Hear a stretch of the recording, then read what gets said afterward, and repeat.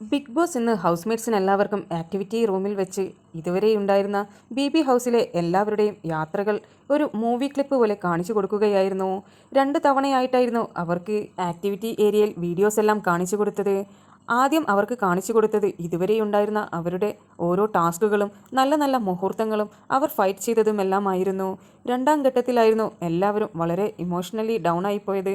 കാരണം അത് എല്ലാവരുടെയും ഇമോഷൻസ് മാത്രമായിരുന്നു.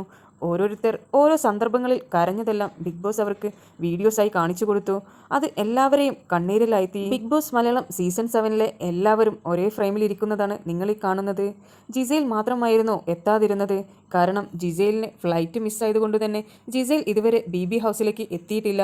ഉടൻ തന്നെ ജിസേൽ ബി ഹൗസിലേക്ക് എത്തുമെന്നാണ് അറിയിച്ചിരിക്കുന്നത്. ജിസേലും കൂടി വന്നു കഴിഞ്ഞാൽ ബിഗ് ബോസ് മലയാളം സീസൺ 7 എല്ലാ കണ്ടസ്റ്റൻസും ഒരേ ഫ്രെയിമിൽ പെടും. നിങ്ങൾക്ക് ബിയുടെ അപ്ഡേറ്റ്സ് അറിയുവാൻ താല്പര്യമുണ്ടെങ്കിൽ എൻ്റെ ചാനൽ സബ്സ്ക്രൈബ് ചെയ്ത് സപ്പോർട്ട് ചെയ്യുക.